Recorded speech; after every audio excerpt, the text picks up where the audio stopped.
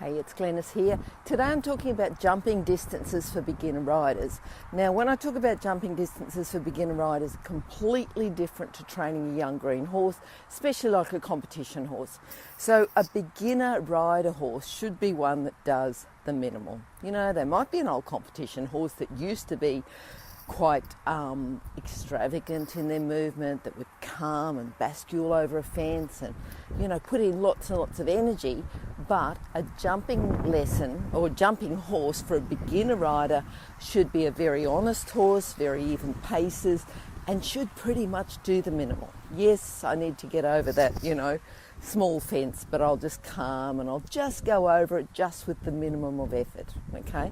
When we do that, the rider's going to be able to sit on the horse, learn a little bit about jumping without, you know, being upset and just too much energy. If the horse puts in too much energy or jumps from too far back and puts in a big jump and the rider gets left behind the movement, or comes into a jump and pops in a bit of a short stride and then the rider's a bit in front of the movement.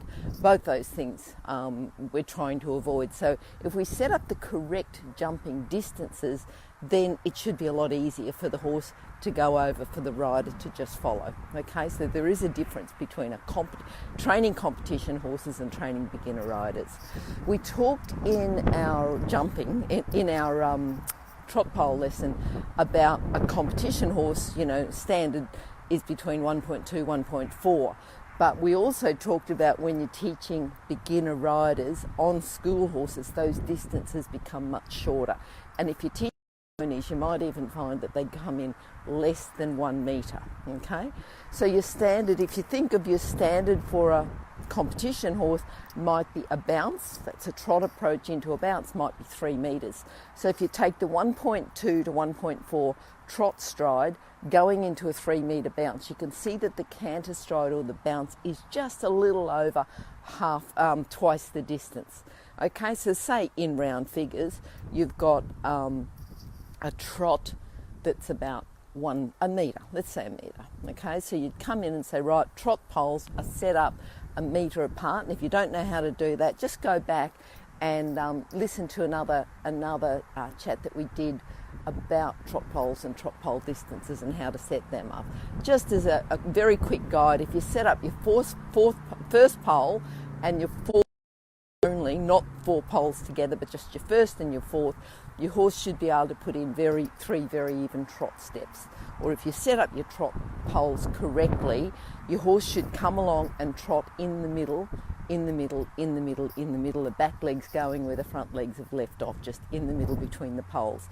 If that's not happening, just develop your eye, keep going, play around with it a little bit, and make sure you're developing your eye that you can see where the horse lands and where the horse takes off, you know, to go on for that, because that's pretty much what you need to be doing for your bounce. The horse should go over the first jump, trot approach, go over the first jump, land in the middle, and take off in the middle. So the horse will come in, land, and take off in the same, you know, one after the other.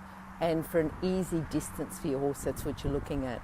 So the first thing you need to do is set up your trot poles, make sure your distance is right. It's going to be about that.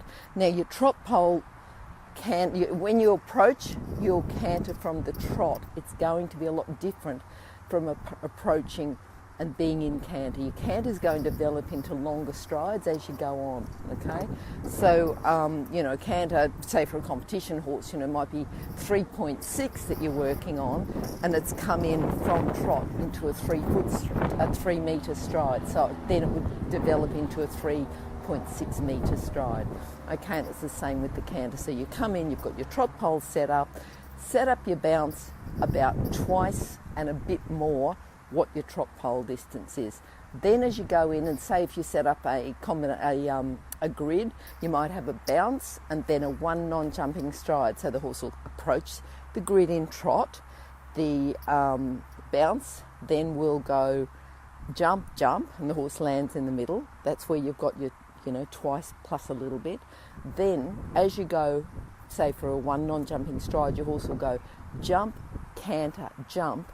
That will be a little more than twice your distance of the bounce.